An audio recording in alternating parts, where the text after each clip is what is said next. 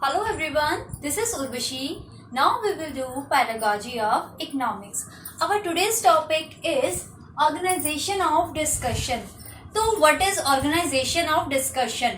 Discussion word से ही आप लोगों को क्लियर हो रहा होगा डिस्कशन का क्या मतलब होता है कि जहां हम लोग कह सकते हैं it is a group activity where students and teacher talk about some specific topic और सम स्पेसिफिक प्रॉब्लम. कोई भी कह सकते हैं आप लोग कह सकते हैं कोई भी टॉपिक से रिलेटेड जो एक इम्पॉर्टेंट टॉपिक या कोई भी टॉपिक हो या कोई प्रॉब्लम है उसके रिगार्डिंग डिस्कशन रहती है.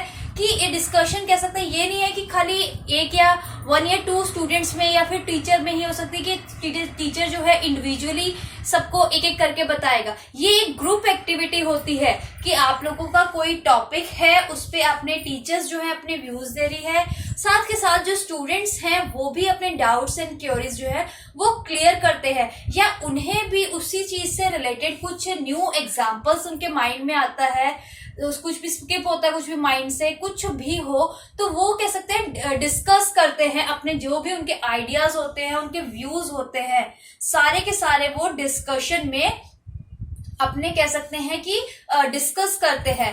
कोई भी आप का टॉपिक है उसमें आपके कह सकते हैं जैसे आप लोगों ने प्रीवियस वीडियोस में देखा होगा एक मैंने आप लोगों को डिस्कशन मेथड करवाया था. ठीक है, तो डिस्कशन मेथड में क्या रहता है हमारा टीचर्स जो हैं जो भी टीचिंग एड्स जो हैं वो अपने पास अवेलेबल रखते हैं कि जो भी जैसे टीचर स्टूडेंट्स का कोई भी डाउट है जिस टॉपिक पे तो उससे रिलेटेड सारे टीचिंग एड्स जो हैं वो अपने पास रखते हैं कि उनके थ्रू अपने स्टूडेंट्स को समझा सके. ठीक है, कि जो उनको कह सकते हैं प्रॉब्लम आ रही है तो उसमें ग्रुप में बैठ के सभी अपने व्यूज है. ये नहीं है कि खाली इंडिविजुअली एक टीचर ही बोल रहा है आपको लेक्चर दे रहा है, इसमें ऐसा नहीं होता है. टीचर्स के साथ साथ जितने भी स्टूडेंट्स हैं वो अपने सारे व्यूज देते हैं ऑन दैट टॉपिक कि हमें मैम ये समझ नहीं आ रहा है, फिर मैम आपको टीचर जो है आपको समझाती हैं. उसके बाद जो आपको उनसे रिलेटेड जैसे टीचर्स ने आपको एग्जांपल्स देके समझाया, ठीक है, वही टीचर जो है आपसे क्वेश्चंस भी इसमें पूछ लेती है इन डिस्कशन मेथड में. जैसे आप लोगों को मैंने बताया था आपसे टीचर जो है क्वेश्चंस भी पुट करते रहते हैं साथ साथ कि स्टूडेंट्स को समझ आ रही है बात या नहीं आ रही है. ठीक है, तो ये हो गया हमारा ऑर्गेनाइजेशन ऑफ डिस्कशन. आगे है इसका प्रोसीजर कि डिस्कशन का हमारा प्रोसीजर जो है वो क्या रहता है वो हम डिस्कस करेंगे. Number 1 is introduction of topic. सबसे पहले अपने टॉपिक का इंट्रोडक्शन दिया जाता है कि कौन सा टॉपिक है सभी को according to the students language कि स्टूडेंट्स की लैंग्वेज के अकॉर्डिंग क्या उनका लैंग्वेज हिंदी है इंग्लिश है या जो भी स्टेट से हैं जो उनकी कह सकते हैं मेन लैंग्वेज रहती है उनमें उस कह सकते हैं लैंग्वेज में ये चीज बताई जाती है कि आपका इंट्रोडक्शन दी जाती है टॉपिक की कि आपका टॉपिक क्या है उसके बारे में टीचर आपको बताती है. नेक्स्ट है हमारा collection and presentation of information. जो इंफॉर्मेशन उस टॉपिक से रिलेटेड कलेक्ट की होती है वो सभी इंफॉर्मेशन जो है प्रेजेंट करती है इन फ्रंट ऑफ स्टूडेंट्स कि ये हमारा टॉपिक था, ये सारी इंफॉर्मेशन जो है उन्हें कलेक्ट करी है टीचर ने कि ये ऐसे होता है, इसका मीनिंग ये होता है, इसके कैरेक्टरिस्टिक्स ये हैं, इसके क्या एडवांटेजेस होते हैं या डिसएडवांटेजेस इस टॉपिक के क्या हैं. ठीक है, तो वो सभी चीजें आपको प्रेजेंट करती हैं teacher in front of students. उसके बाद आता है हमारा थर्ड स्टेप जो है आउटलाइंस ऑफ मेन पॉइंट्स. जो मेन पॉइंट्स होते हैं उनकी डिस्कशन में या प्रेजेंटेशन में कह सकते हैं हम लोग जो प्रेजेंटेशन टीचर ने आपको दी तो उसमें जो भी मेन पॉइंट्स हैं उन्हें आउटलाइन किया जाता है या फिर आप लोग कह सकते हैं जैसे आप लोग हाइलाइटर का यूज करते हैं कि हाईलाइट कर लेते हैं उन पॉइंट्स को जो ये इंपॉर्टेंट्स हैं. ठीक है, जो इंपॉर्टेंट वर्ड्स होते हैं या फिर इंपॉर्टेंट लाइन कोई टीचर ने बोली कि ये जो लाइन है ये इस वाले जो कि भाई ये किसी ऑथर ने दी थी तो ये इंपॉर्टेंट है बहुत. ठीक है, रिगार्डिंग योर एग्जाम तो आप उन चीजों को कह सकते हैं उन चीजों को आउटलाइन कर लेते हैं हाईलाइट कर लेते हैं मेन पॉइंट्स को. उसके बाद फोर्थ स्टेप क्या आता है हमारा स्टूडेंट्स व्यू. स्टूडेंट्स की व्यूज जानती है टीचर कि टीचर ने आपको आपका टॉपिक बता दिया. ठीक है, उसके बाद जो भी इंफॉर्मेशन थी कलेक्ट करके सारी आपके सामने प्रेजेंट कर दी.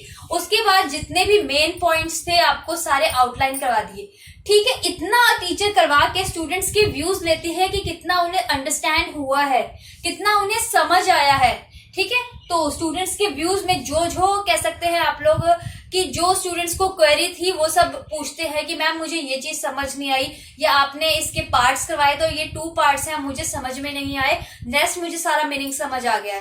ठीक है, तो स्टूडेंट्स के एक सभी स्टूडेंट से पूछते हैं कि जो क्वेरी है, आपके डाउट्स हैं, वो आप लोग हमें बताइए कि जैसे जो आपकी प्रॉब्लम्स होगी, टीचर खुद कहती है इस चीज को कि जो आपकी प्रॉब्लम है वो मुझे बताइए जिससे मैं आपके सारे डाउट्स क्लियर कर लूं। ठीक है, उसके बाद टीचर्स डिटेल एंड डिस्कशन।